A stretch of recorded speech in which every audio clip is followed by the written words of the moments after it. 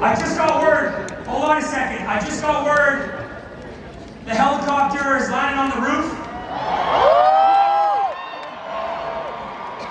And I don't know if you know what that means, but the hashtag says Max out on the side of it.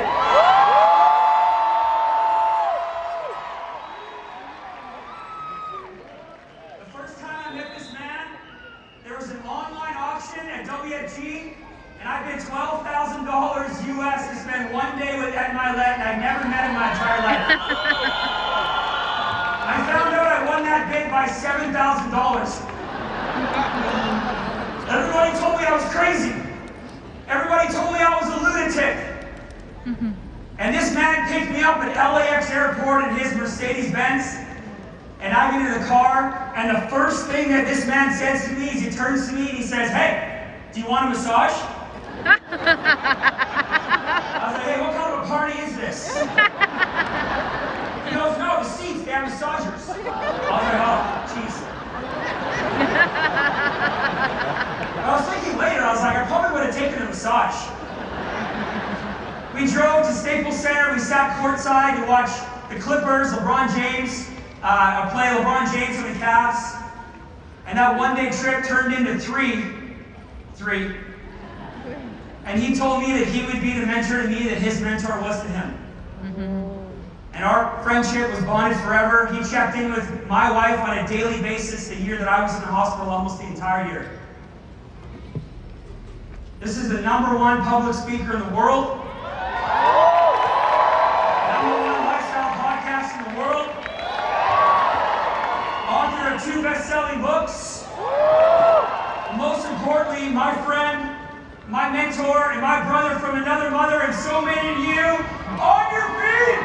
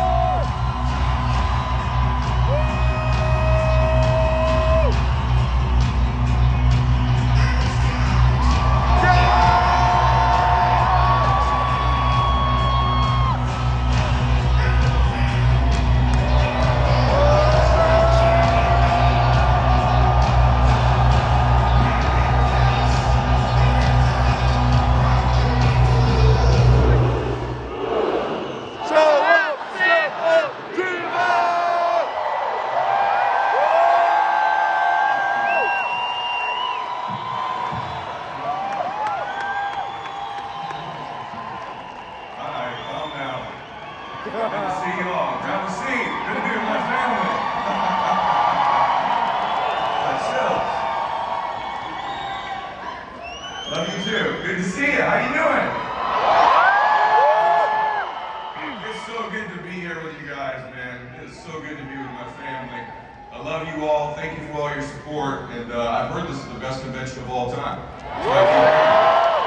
I've been here throughout. I've been backstage quite a bit, so I've caught some of it. I haven't had a chance to catch all of it, unfortunately. But I got to tell you, I'm honored to be with you all. God bless you. I just want to start out by saying one thing to you. I just want to remind you of something, because this is about you. This isn't about me. It's not even about WFG. It's about you. Let me say something to you. When you were born, there was greatness sown into your soul. You were born for a reason. You were born to do something great with your life. You were born to express that greatness. And don't let anybody ever tell you otherwise. I'm here to remind you, if you remember nothing I say, you were born to do something great with your life. And I mean you precious soul. When you were a little girl, you were a little boy, you were born with greatness in you. And if you don't express that greatness, at some point it's almost like a poison that starts to eat us from the inside. So I want to challenge you to do something great with your life. Can I get an amen on that? Say yes. Awesome. I'm going to tell you, life will humble you. I have to tell you the funniest thing. So, by the way, I know that video is cheesy. I'm sorry. I got my team to shrink it to like a minute because the rest of it was even cheesier. And what I don't like about that video or any video is that it might convince you that me or anybody else up here is different than you. And I've heard other people say this here today, but I just want to be very clear with you. I'm the son of an alcoholic and a drug addict. I'm a guy who struggled with his self-confidence all of his life. Still does. Still do. I love you too. I still struggle with it. But I'm a dude who found WFG. And I want you to understand something. This company changed my life. Nothing you see me doing would have happened without this place, without this family, without the Pennyoys and the Dan Charliers and the Guillermo Harrells and the Rich Stollies and all the great people that are in this room. I sit here and look, Sean Villalobos is sitting right here, Charlier's over here, Guillermo's here. These guys were senior associates in my office at one time, and now they've made millions and millions of dollars. Is that amazing? At the same time they were. And that takes me back, before I get kind of rolling, something awesome happened this morning. Life humbles you. So I'm getting ready for I have another talk down the street in another place, and WFG's nice enough when you do well enough here, they'll put you up in these sky lofts. There are these great rooms here. By the way, I would never pay the money to put myself up in that one myself, but it was nice to be in there. So they give you a butler. So I got up this morning and I ordered breakfast through my butler, which is pretty cool. And so I'm working on some things. I'm sitting on the couch and the doorbell rings and it's the butler. And I just yelled at him, "Come on in, brother." And he walks in. I said, "You'll have to forgive me. I'm getting ready. I've got a couple talks today. I'm preparing." So I don't really look up at the dude. And I go, he goes, "Well, Mr. Mylett, should I just put this on the table over here?" And it's a big loft, so he puts it on the table over there. And he's setting my stuff down. And I said, "Hey, man, I'm really sorry that I can't talk very much." But I said, "How's your day?" And I kind of looked at him, and he looked, like that when I looked at him. He didn't say anything. And then he ends up setting up the breakfast. He says, "Okay, thank you, Mr. Mylett." And I hear him walk, and I hear him stop. And he comes back, and he says, "Mr. Mylett, I'm not supposed to do this. We're supposed to keep this professional here, but I want you to know that you changed my life." And I said, "Well, how did I do that?" He goes, "I found you on Jim Rome's show." I said, "Well, Jimmy's a great friend of mine." He goes, "I've been following you ever since. I was suicidal. I was this. I started my own side business. You changed my life." And he goes, "Ironically, I know someone that you grew up with. I know Kevin Barton." And it took me all the way back to my second appointment in WFG. So this is how good God is. Kevin Barton was my dad's friend in AA. Well, my dad got sober. And Kevin Barton was a pain in the ass, just to be honest with you. And told you like it was. And he was my second appointment. And he only did it as a favor. So Kevin's still alive, so I'm going to be nice to him. But I want to explain this. This will give you some hope. Here's my second appointment. I show up to Kevin Barton's house. Kevin has one leg.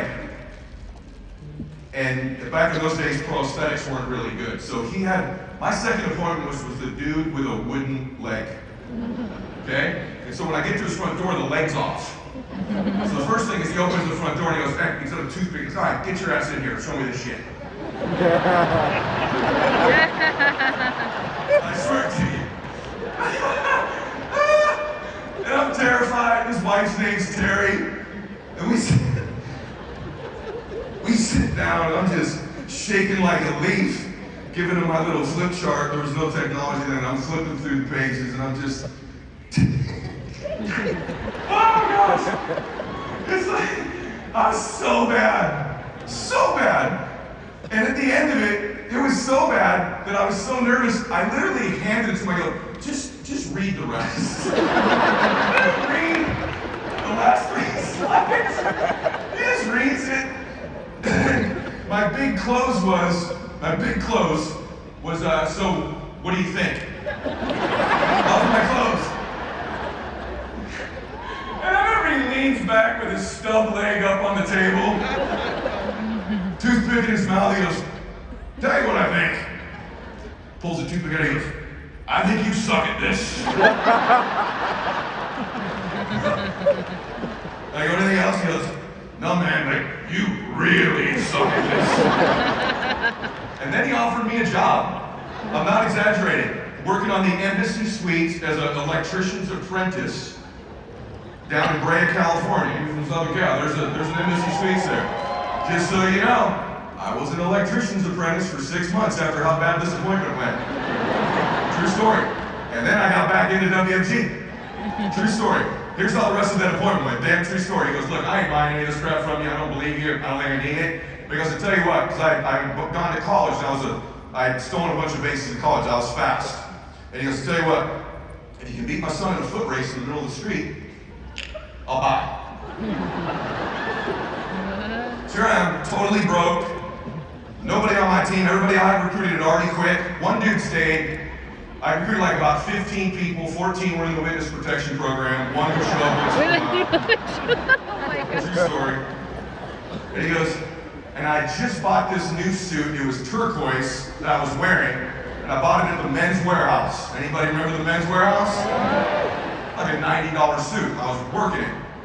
And I got dress shoes on. He goes, if you can beat him in a race, his son was a freshman or senior on the football team, I'll buy this crap from you. I go, let's race. So by the time I agree, he's told the whole damn neighborhood. My second appointment, basically, a wooden-legged one man tells me I suck as he pulls a toothpick out of his mouth. And then he goes, let's go. So we get to, it's a cul-de-sac. We get to the end of the street, and it's me and his kid, and now there's like about 40 neighbors out there. And I'm gonna beat this dude. But I'll be real honest with you, maybe y'all can relate to this. I went from being a pretty good athlete to being in WFG. And my office, where I was in an office, was on the upstairs, the downstairs was a Taco Bell. So I'm drinking Mountain Dews like they're going out of style every day, and I'm on these Burrito Supremes like you cannot believe. So I packed on a few. I'm not going to the gym back then. And me and this kid, I'm only about 5 years old, the streets are all screaming, wooden leg Kevin's at the end of the street. This is a true story. Ready, set, go, bam! And I'm smoking. And I can feel him behind me. I'm like, I got this, we're buying. $25 term policy in the bank. And all of a sudden, my head got a little heavy in my belly. And my head started to get out over my legs. And I bit the dust. Bam. Rolling down the street as this kid goes right by me and wins. And I get up, my suit is completely ripped, all my leg open. And this one-legged man goes, sorry, Charlie, no bye. And he hopped back into his damn house. Here's what's crazy. I swear to you on my son, this is true. Nolan, my butler, was there for the race. Now, he didn't know it was me until I told him the Kevin Barton story. He goes, Mr. Mylett, I swear to you, you had like a mullet at the time, party in the front, no, business in the front, party in the back. I said, that's exactly what I had. He goes, I watched that race. I felt so bad for that guy, whoever it was racing to get a seat in the middle of the street. I go, that was me, man.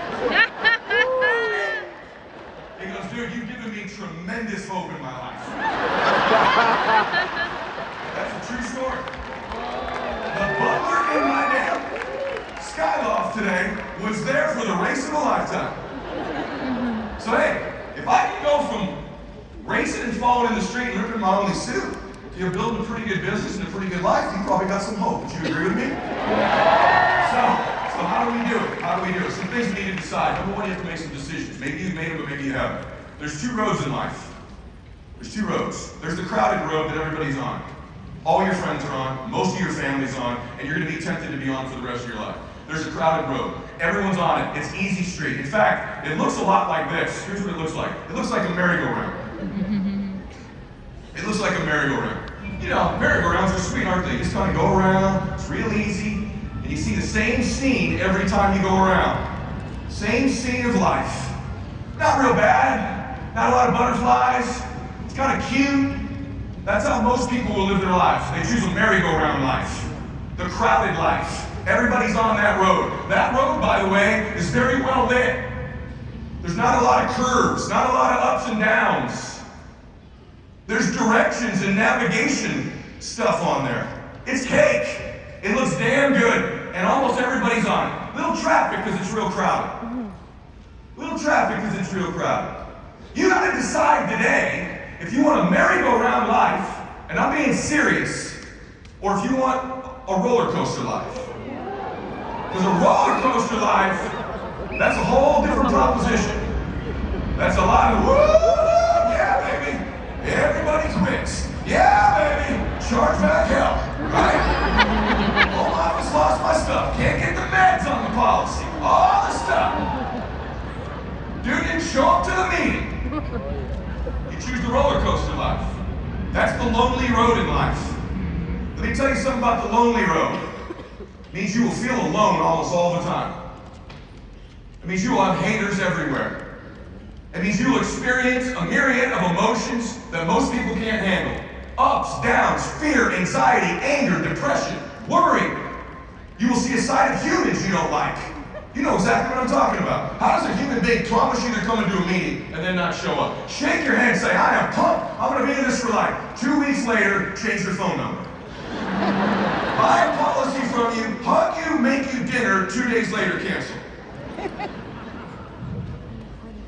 Huh? That's the roller coaster. That's the lonely road. The lonely road, let me tell you about it. I've been on it now for 35 years. I'm a road warrior on that road. And let me tell you what that road looks like. It's dark.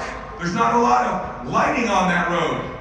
There's unbelievable curves, ups and downs, potholes, crashes. You will see roadkill of people you thought were going to make it along that road fall by the wayside over and over again. Haters, people yelling at you, screaming, behind your back, cutting you off, bumping you in the back. Breakdowns, repairs, like you can't believe. And then every once in a while, you're going to hit a yield sign on that road. And the vast majority of people, even when they choose that road, will yield and go back to the easy road. The question for you today is, will you yield? Or will you stay on the road long enough to get the job done? Long enough to make your dreams come true? Will you stay on the road? Now here's why I tell you all this in the beginning. Because all this stuff's going to happen to you. And when it happens, you should go, oh my gosh, this means I'm on the roller coaster. This means I'm on the right road. It's an indication. It's the only indication you get that you're on the right road, is this adversity. Because you're not going to get success quickly. Or you're going to get it and then it's going to go away. So you need to know when you face these things that that's what's happening. Does that make sense to everybody, yes or no? Yes. Here's why. I'll give you a secret. As good as you think it is to make your dreams come true, and I know you think it'll be pretty good, it's a million times better. And let me explain to you why. It's a million times better. This is what they won't tell you you've never heard before. When you stay on this road long term, you'll eventually get your dreams. And it'll be awesome. I wanted a jet, I've had 6. I wanted to own an island, I got one. I wanted to pay off my mom's house, I did it. I wanted to pay off Christiana's mom's house, we were able to do it. I wanted to see my teammates have great stuff happen, all that stuff. I wanted to travel, all that stuff's cool. And by the way, it is cool. Here's what nobody tells you if you stay on the road. That's the rewarding part. It makes it a million times better. All the dreams you come true for you that you aren't dreaming right now. Here's the other one. All the dreams come true you will make for the people you love that you don't even know about right now. All the people you love that will have these big dreams in their life that you don't even know about. They may not even know about them right now.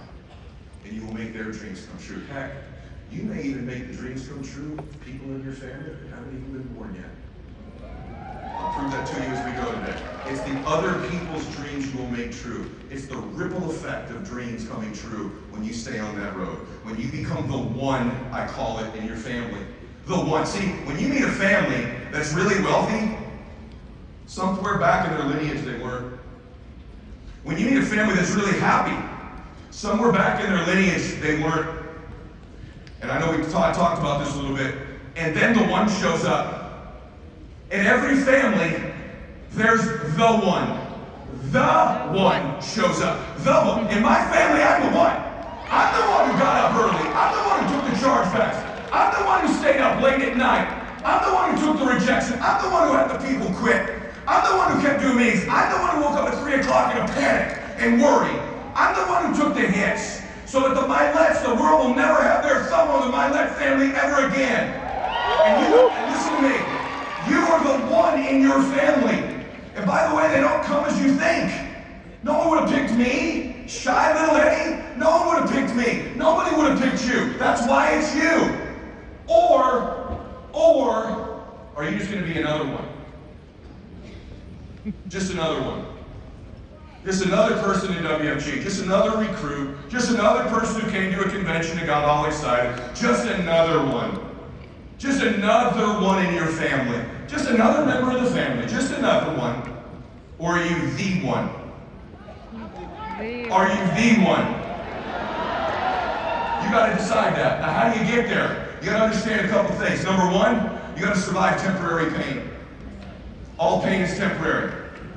All pain is temporary. But if you can survive temporary pain, on the other side of temporary pain, you discover another part of yourself.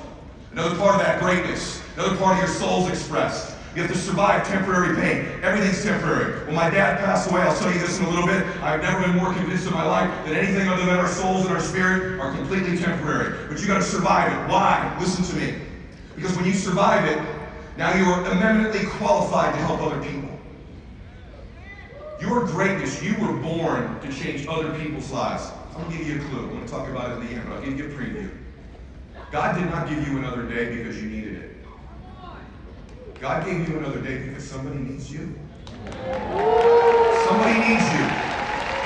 Somebody needs you. And it doesn't feel like it should be you. My dad got sober and changed our life forever. And after I wrote The Power of One More, I woke up one night, Christiana saw me crying. She's never really seen me cry a whole lot. I didn't even cry when my dad died. But I cried this night, and the reason that I cried was I woke up and I had this epiphany. Oh my gosh, someone helped Daddy. Someone helped my dad when he was going to lose his family because he was drinking. When my mom had threatened to leave him. Maybe my dad was even going to take his own life. And some precious human being, imperfect as they were, showed up and said, I can help you. And if they had not done that, my life, I wouldn't be here. Had they not done that, I'm not sure my dad would have lived any longer.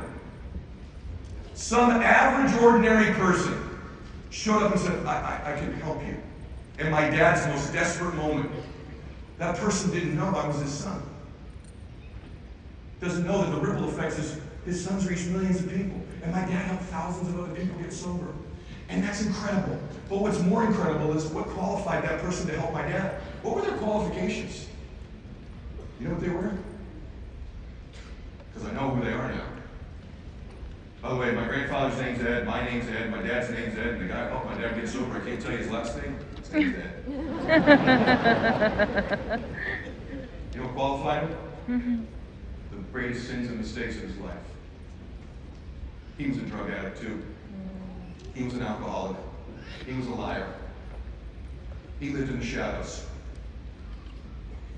Because you're most qualified in life to help the person you used to be. You're most qualified in life to help the person you used to be.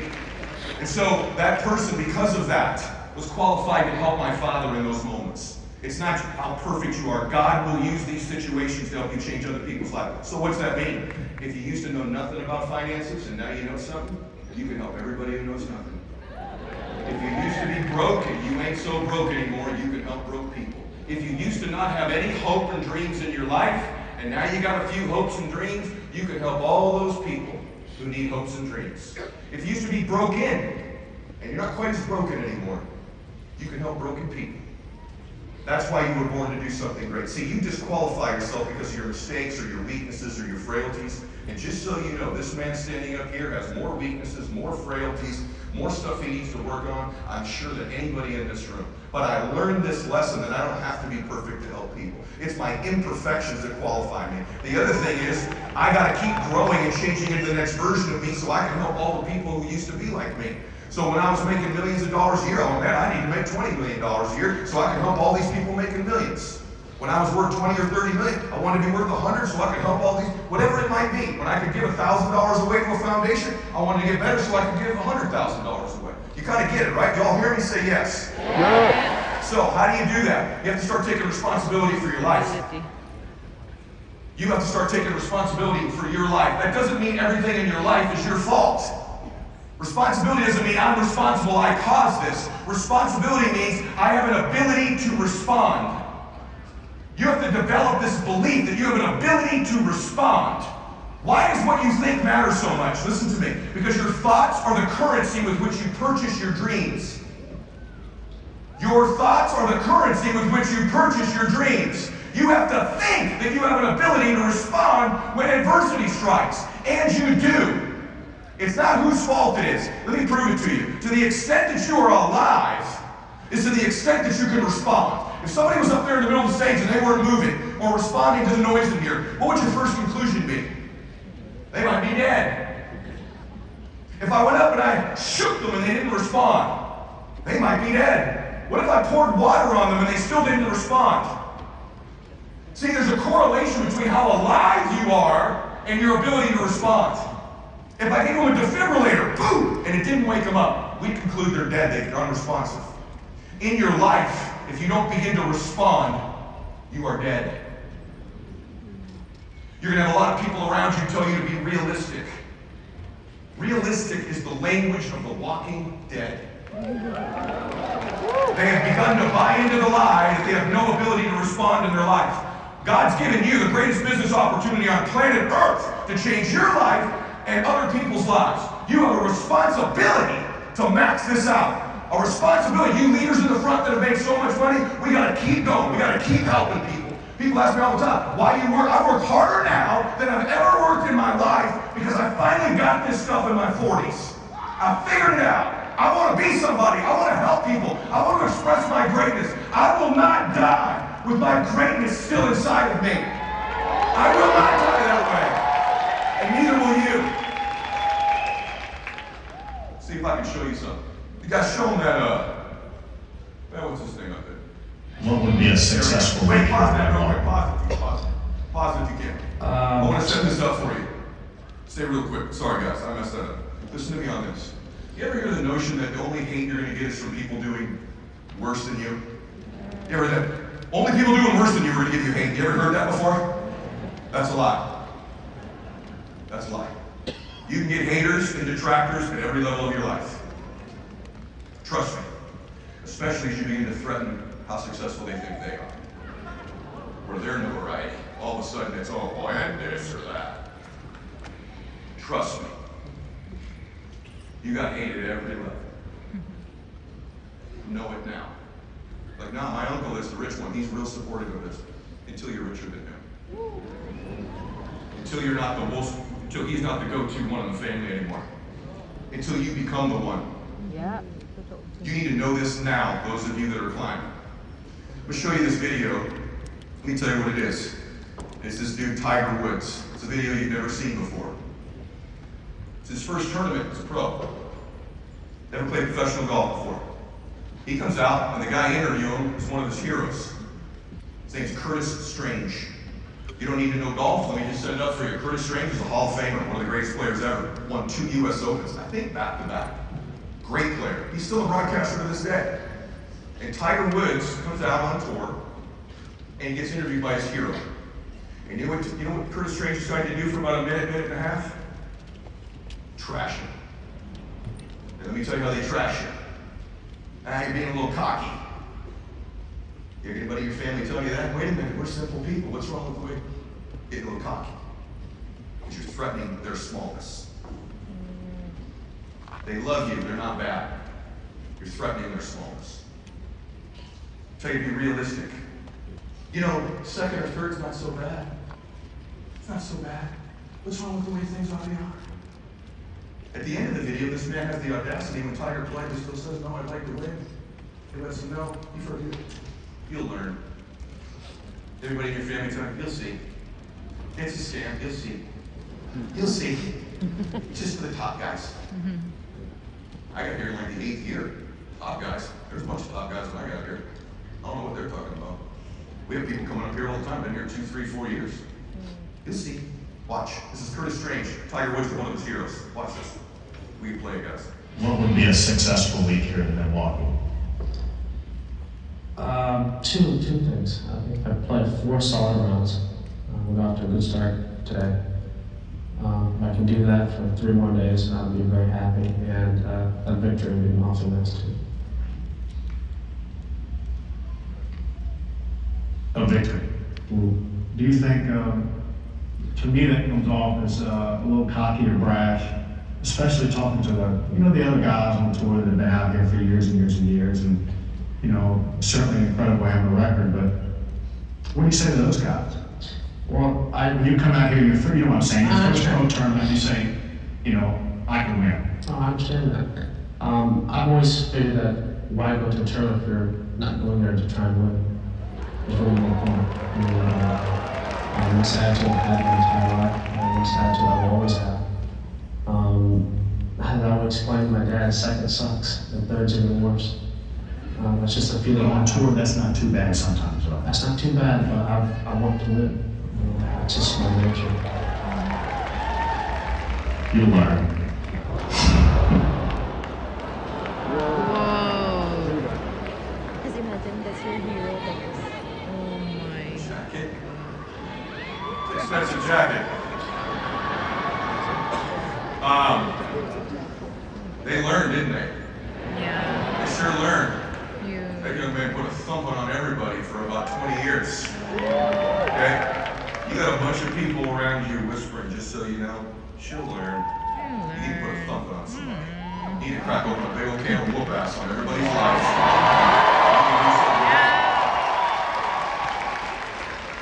Let me tell you something, it's a big deal.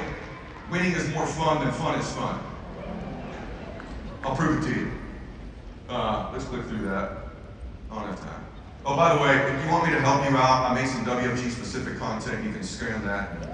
It's free. You just scan that thing real quick. So I want to tell you about my son.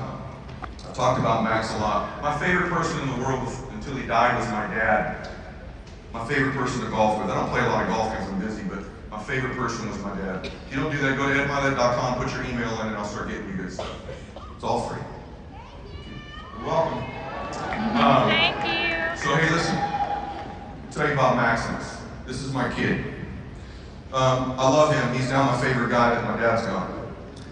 He is, however, the most uncoordinated human being that's ever walked the planet Earth.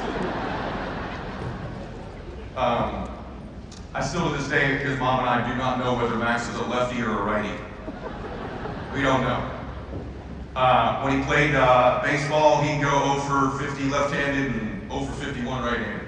We put a glove on his left hand, he'd eat a fly ball in the face with that one, come back the next year, throw one on his right hand, smack dab in the face.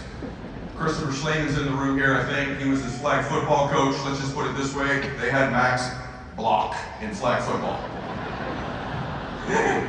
He played a whole season of basketball. He scored 2 points. Let me tell you how those 2 points were scored. Another dude on the team took a shot. Max thought he was making it, started to run back down the court. Rebound came off his cranium, hit back into the basket, and my kid's running down the court like he just 360 dunked because it was the only basket of his life. Then he played golf, lefty, righty, lefty, righty.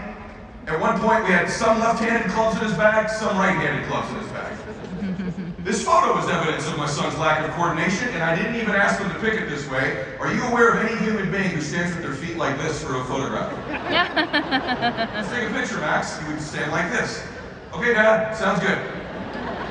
I have 5,000 pictures of my kid standing like this. Sometimes he's like this. It's just not a lot of coordination there.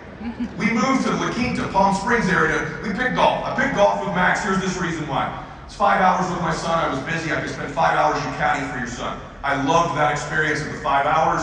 We made it all about fun. My son took that very literally. And so for 3 years, Maximus finished last in every single tournament we played in. By a lot. And by the way, where we moved was mainly professional golfers and their sons. So I want you to picture at most tournaments, this is me dressed up, but at most tournaments, I would show up like a tank top, my tattoos, Adidas sweats. I may have been dabbling in creatine at the time, and a lot of creatine, and my kid was dressed like a ragamuffin. Some kids, clubs lefty, some righty. We're playing against a guy who won on the professional tour. He's dressed in perfect Ricky Fowler outfit, custom clubs, massage therapist. By the way, Holbrook, that massage offer still exists if you really want a real one. Swing coach, and the kid with the matching clothes against me and my kid. So we play every week. Max is the sweetest kid in the world. If he top one in the lake, he's like, hey Dad, we're having fun. I'm like, yeah, Max, freaking blast, bro. This is great. Other boys would bomb one down the middle. Hey, good shot, Jacob! I'm like, dude, do you get the whole point of... It got to the point where when he'd get home, his mom never asked him how he played or what he shot. It was just, did you have fun? When he would get out of the car, we had this routine. When he'd go warm up, I'd say, hey, buddy, because I know, Dad. I said, well, let me just tell you again. If you win today, I can't love you anymore. If you lose, I won't love you any less. Thanks, Daddy. Let's have fun.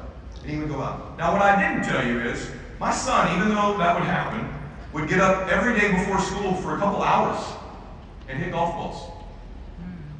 And after school, because he knew he wasn't as gifted as the other kids, he would leave school. By the way, never got a B, ever. Valedictorian. But he would come hit balls for several hours until it was dark every day. Because what I didn't know, really, was that he wanted to win. He wanted me to push him. He wanted to compete. And the fact that I wasn't was actually sending a message to him that I didn't believe in him. It's okay to push your team, as long as they know you believe in them. And so this day, this is Max warming up before our tournament. Let me tell you what happens this day. Our lives changed. Let me tell you why it changed. Because you're one decision, one moment, one experience, one speaker for 1 hour, one new thought, one new relationship, one new recruit away from completely changing your life. You're one away. And if you know that that's true, and that is true, you will live in anticipation of finding those ones. If you don't know that, they'll go right by you left and right, and you'll be oblivious to. I live in anticipation of what's the next one. Nolan was that one this morning. My butler. So this day we're down 11 shots after 9 holes. And at these tournaments, you grab a lunch and you keep going. Well, this day we're way behind because Max is playing so bad. And the lunches were like over by that part of the stage, and the next tee was like by the back of the arena. So our lives changed in this instant because one of the dads said something that was really stupid. And one of the dads stops and says, hey, to the other two boys, hey guys, you guys, go over there and hit your shots. Max will grab your lunch. He's out of it, and he doesn't give a crap anyways. I'll clean it up for you for the clean version because there was creatine in my body at the time. I said, don't ever speak to my son like that again. You don't talk to my family like that. Ever. You understand me? My son said, Dad, never speak to my son like that. I was shaking right out to him.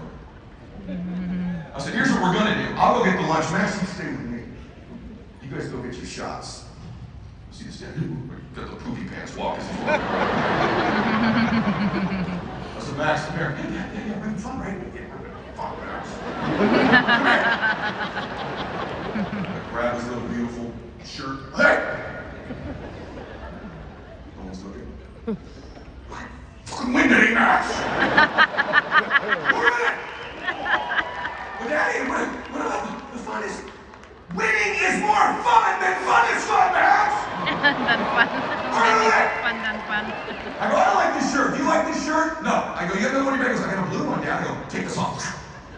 Take the blue one, put it on. Now I'm anchoring. I go, Max, this is the winning shirt. You know, Tiger wears red, you're wearing blue. We're going to compete. We're going to win. We're going to win. We're going to... Okay, good. I said, listen to me. Here's the 2 rules. Number 1, no practice swings. Number 2, we've never done this before. I'm going to tell you exactly what club to hit and exactly where to hit it. You hear me? It's okay, Dad. Okay. And then I give him his driver, and I watch my son walk away over to get his shot. Now I gotta go get these lunches. I'm probably getting arrested for assault. Scared the hell out of my kid. I mean, what did I do? We have no chance of winning whatsoever. I scared him. Dang it. So I get the lunches, and as I'm grabbing them, I look, and I watch my little guy. I gotta tell you, this is hilarious, but it's true. Max is probably, I don't know, 9 or 10 at the time. You ever watch like a 3-year-old person try to tee up a ball? They can't really do it, right? Like a normal person just tees the ball up. Max was so on court at the time. He was literally, I'm watching him tee it up from a distance. He's like,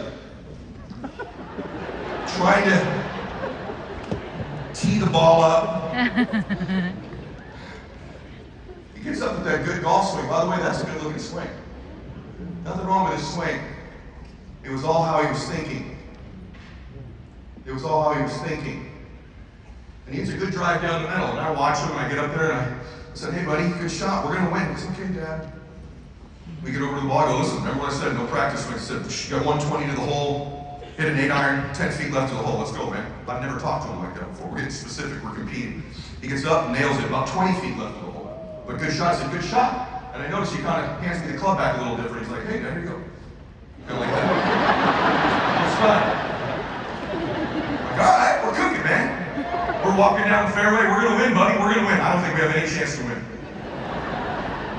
We get over the ball. Normally, Max would get up. The other guys would line up the putts. Max would just go boop, boop, boop, boop, boop, boop, and putt. That's how he would putt. I said, listen to me, man. Line the putt up like the other guys. Let's go. We're focused over here. So he goes into this whole BS kind of walk thing, looking at the putt. Has no idea what it does. Neither do I. It's over. He goes, hey, Daddy, I think it's like 2 feet left or right. That's what Holbrook does, by the way, too. Downhiller, he does. Same thing. Michelle knows. And so Max takes the putter back. Shoot. Bingo. Makes the birdie. I'm like, yeah, Max. How about that? He's like, here you go, Dad. Well, hands me the putter back. These guys have all made birdies before, but now we're fired up. I go, hey, man, we're down 9. Let's go. Let's go. We're walking to the next hole. I come and watch him. He's like, what's up? I'm kind of walking like the old man now. Next hole's par 5. I go, hey, smash this thing down the middle, man. Let's go. Hits his driver down the middle. Here's where our life changed again.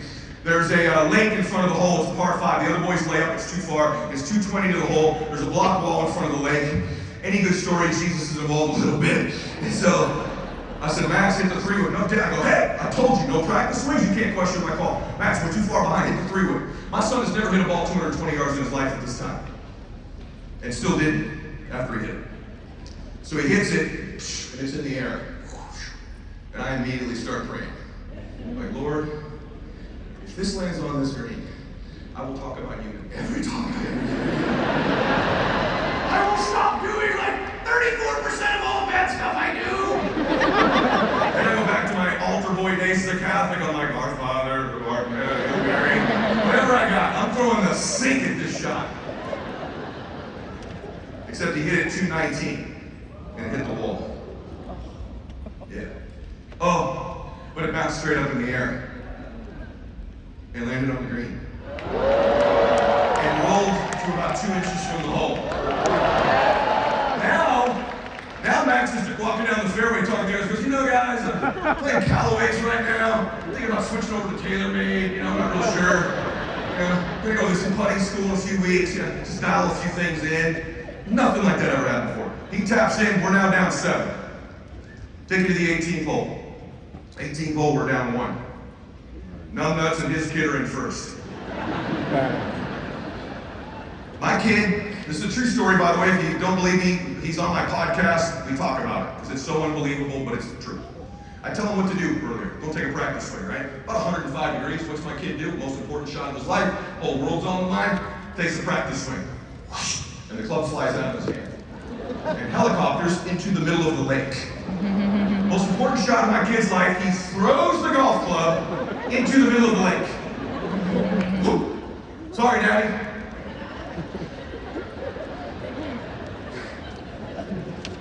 Power of one more, Max. We got one more club. Hit your 3-wood. He hits a good 3-wood. We get down there, he's about the same distance as their drives. Numbnuts walks over to his kid. There's a lake in front of the hole. And I hear Numbnuts say, Jake, don't hit it in the lake. Max, come here. He's gonna hit it in the lake. You never tell somebody what not to do. Sure enough, he hits it in the lake. I go, Max, let's go, baby. You got 110 to the hole, hit this thing 10 feet left to the cup. Let's get out of here with a W. I've never talked like that in my life. It's okay, Dad. Hits it about 11 feet left in the hole. I go, good shot. He goes, yep.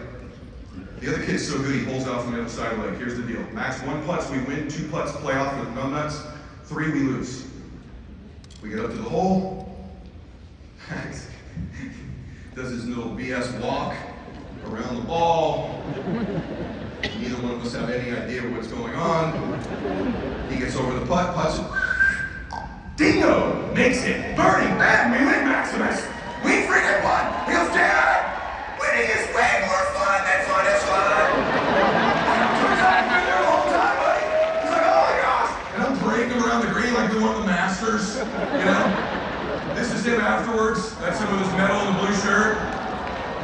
backstates, right? Now you don't know this, but this boy's life changed in that moment. Forget golf. Winning can change you. Winning once can change you. That's why these awards matter. Secondly, he's still uncoordinated. You see LeBron with an NBA title? Never seen him. Only I did. But here's what ended up happening. He started winning. I think he won 23 in a row. That day he shot 64. That's pretty good. That was me and him playing together. I got some credit. I must have made a putt or something. This is me and him golfing in Cabo a few years ago. We are doing genetic testing. See what's going on.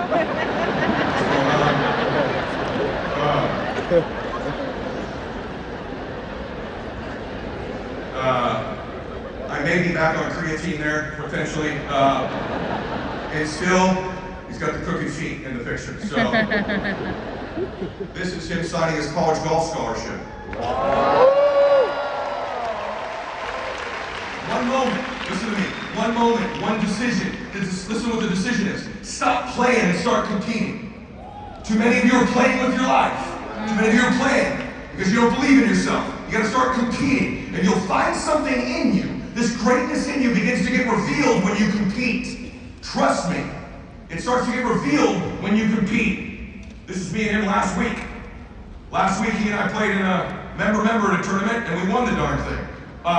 It still continues. By the way, more specifically, he won the darn thing, and I kind of carried the bag most of the time. But we're a team. He and I. He just qualified for the Arizona Open the next day. He's beating professional players now. Now, I'm not telling you that my son's going to go be the greatest golfer in the world. What I am telling you, his identity's changed. Who he believes he is has changed. His confidence has changed. His swagger's changed. His kindness, his heart, his generosity, that's not changed. But this has changed big time. I want to challenge you to start to compete. I want to challenge you to try to win in your life. Winning cures a lot of things in our lives. Let me show you about that. This is my dad. I've told this story before. I'm not going to tell the story you think. This is my dad. That's my dad. My dad's favorite thing to do was golf with me. And when he got cancer, that stopped. So I taught my dad all the visualization so my dad could go play golf visually with me. And this is during COVID. If you notice, my dad's wearing a golf outfit as he's in his hospital bed. He would change into that every day. He didn't want anybody to see him in a gurney or one of those outfits. This day he called me. I was downstairs. He goes, my dad had a real deep voice like mine. I kept his voicemails when he got cancer because I knew he would change his voice. So I can still listen to my dad's old voice now that he's passed away. They're my favorite messages when I get down. I just play a message from my dad. Even today. Hey kiddo, I love you. You're going to do great today. He would send me those messages before big moments. I still play them. This day he called me. Hey, what are you doing? I go down here in the parking lot, man, writing a chapter of the book. Hi, what are you doing?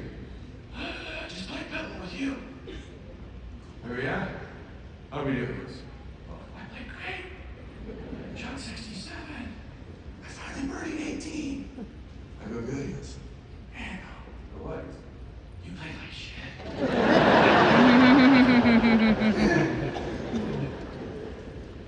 He goes, lunch is here, I gotta go. An hour later, he called me back. Hey, get up. I go, what's up? He goes, I wasn't honest for a bit. I go, I played good? He goes, no. He goes, I'm not doing so good. I want to go home. I want to be with Mom. I want you to be with your sisters, and I want you to come over. I go, Dad, we're going to get you another steroid shot. You're going to rally. That's not happening, man. You know that. Listen to me. I'll never forget this. Ever. No. Listen to me. I have one more day. And my stomach's saying, I said, what do you? I have one more day. I want to be at home with Mom. You and the girls. Please. If you have parents that are still alive, man, make me proud of you. Let them know how much you love them. Call them. If they pass, if anybody's passed,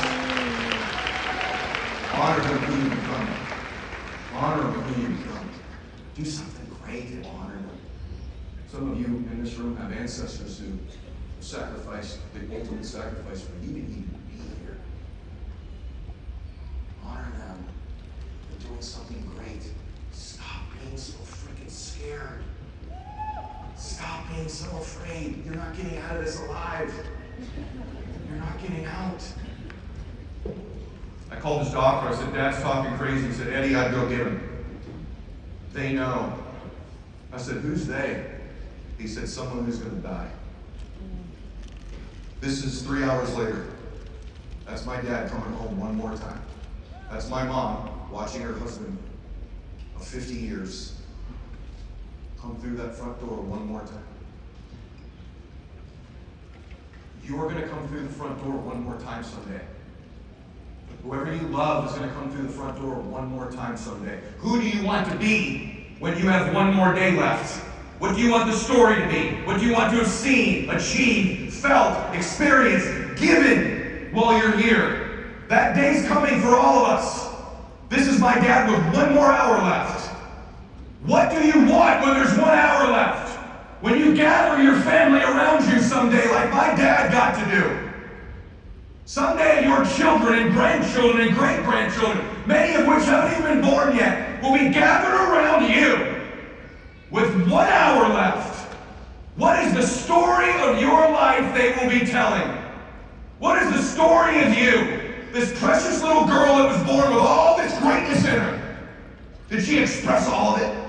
Did she express all the love? All of her story, all of her message, all of her joy, all of her power, all of his power. What will the story be when the people you love are surrounding you? What will they say when you're gone? An hour after this, my dad took one more breath, and he was gone. And my sisters and my mom, something very profound happened. I'm going to go deep with you that I've never done in any meeting before, ever, because it's my family. I want you to feel this. I want you to remember this. This is not about my family, it's about yours. What's the story going to be about you? My mom did not want to be with my dad's body, or with my dad, and neither did my sisters. So I volunteered to be with my dad for about an hour and a half until the hearse came. And it was a gift my dad gave me. Because something very profound dawned on me immediately as I was there still holding my dad's hand. My dad was gone. Listen to me. My dad was gone. Who my dad was no longer with me. His body was there. His awards were there. His house was there. His achievements were there. But he was no longer there. And the reason is you are not your body. You are not your achievements. You are not your possessions. You are not what you accumulate. You are none of those things. You can make your own conclusions about what you really are, but I know you're not those things. You're an energy. See, listen to me. Listen close. You can't take it with you. But you can leave something here. But you can leave something here. You can't take it with you, but you can leave something here. And what you can leave is your energy, is your spirit, are the memories, are the lessons, are the changes in your family. Are you becoming the one in your family? You can leave here becoming the one. It's not by mistake that you found the single greatest company in the world to become the one in. And there's no dispute about that. There's no dispute about that. You found the greatest company in the world to become the one. You can leave it here. Don't lose yourself chasing the things that aren't even you anyway. Don't cut corners. Don't cheat for the things that aren't even you anyway. How you act, how you conduct yourself, how you treat others, what you become, the memories you create, that's you. That lives on forever. That you leave here. Can I get an amen to that? Say yes. By the way, Brendan rolled this out yesterday, my good buddy. This is the greatest technology upgrade in the history of the company. Do it. I know, some people have a disagreement. I think you should read books. I think you should grow. I think you should be motivated. You mentioned me telling Max, don't read, don't grow, don't be motivated. This will help you. It'll help you keep your team organized. It'll help you collectively grow. It's free. Do it. I recommend it. I promised Brendan I would say that. By the way, he's amazing. Yeah. Show you the last story. That's the wrong picture, guys. We can go back. There's another picture there. There's like 5 of them. Hopefully you can find them. If you can't, I'm going to tell you a story. I left about 4 or 5 pictures there, guys, backstage. I'll tell you lastly about my sister. There she is. I'll tell you about my sister. This is my middle sister, Andrea. And Andrea was born with diabetes. So she's had to fight all of her life. She was born with a pancreas that didn't work. Her pancreas didn't work. And so like most people who live with diabetes, over time you're going to have some complications, and one of them is usually your vision. One of them's your vision. And so as I was on the lonely road of my life, making dreams come true, achieving, taking all the shots, staying up late at night, on this lonely, dark road, thinking I'm making all these dreams come true, on my road, on this crazy road, Andrea had her own battle, which was diabetes. I consider my sister Andrea to be far more successful than me. And the reason I say that to you is, by the way, she's a school teacher, 6th to 8th grade. It's what her dream was to help children. If life is about what you leave behind, my sister's left behind hundreds of children's lives that she shaped and formed. She got up every day. Here's what I think a great life is. Whatever your dream is, you create a life that matches it. If your dream's hundreds of millions of dollars and cars like that, don't let anybody tell you you shouldn't have it. That's their view. They're projecting their own stuff onto you. I don't want to hear your opinion about that. I could care less what you think about that. But if your life is that you want to help people and live a humble life and change people's lives quietly, that's equally beautiful. Both are beautiful. Both are great. As I've gotten older, quite frankly, the material things aren't that big of a deal. But they were when I was young, because we didn't have any. And so my sister's lived a life where she's absolutely made her dreams come true. But then, slowly but surely, my sister went blind. And she loves that family of hers. I want you to imagine that you could see for about 40 years and then it just goes black. And what that took from her was her inability to see her children, her husband, Ryan. They have a beautiful marriage. Her mom, my dad, who was alive then, but she also couldn't teach anymore. This precious kid, she couldn't grade, she couldn't teach, and she kind of fell into what would be a version of pretty deep depression, as you might. This isn't actually an article, because what ended up happening was her students did a big fundraiser for her. It was in the paper, Ailing Teachers' Eyes See Glory in Students. Andrea Ward in pink is surrounded by 8th graders at Loving Savior Lutheran School in Shiloh Hills who raised $1,700 for her after she lost her vision. They all wore these shirts, Race for Mrs. Ward. It was a beautiful thing. And my mom called me the night of this and said, Andrea was so happy today, but she's very depressed. It was about 9 o'clock. And it just hurt my heart to hear how bad my sister was hurting. It just broke my heart because she's such a wonderful person. She's that person you be at a party for 3 hours, you don't even know if Andrea was there because she's just in the corner, makes you feel good about yourself, never wants attention, never wants anything. And my mom called me and it hit me very hard. I thought of all the things I've been able to do in my life, I can't help my own sister. This is the most remarkable thing of all time. I'm on this lonely road all my life, and I take a walk that night. On the road I live on. Not a metaphorical road. I am now on the road I live on. So all that journey on the lonely road led me to a physical road in my life. Ross Avenue in La Quinta, California. And on that road, it's a pretty cool place. Kim Kardashian lives right there. Sly Stallone's there. Ellen DeGeneres is there. Blah, blah, blah is there. Jimmy Fallon is there. It's a pretty cool road as you walk down the road. Some dude who recruited a bunch of people and sold life insurance is there. And as I'm walking on this road, I'm getting emotional. This is a true story I've never told before. And I get to this pretty close, and there's a driveway down there, and I go, what's that guy's name? Chang. Dr. Tom Chang. I think he's like an one of the Optus. Because I know he's not a normal one because he couldn't afford to live here. But I met him and he was a great guy. And you have to sometimes just decide to go recruit, man. I walked up to his door at 9:30. I knocked on the door. This house is gated too. You have to get around this gate. I knocked on the door. His wife opened the door. He peeks. He goes, "Hey, Ed, how are you?" I go, "I'm good. Really sorry for coming so late." I go, "Hey, you're an octo. You're one of the octos, right?" "Yeah, man. I go, this sounds crazy, but I just had another conversation. I have a sister who's got diabetic retinopathy. She's gone blind. She keeps getting these bleeds, and they can't do anything about it. They've tried everything. She can't see. Do you think you could help my sister?" "He lives on the road I live on." He goes, I don't know, Ed. I got a place. Your office is out here. He goes, "Next, I have one in Pasadena.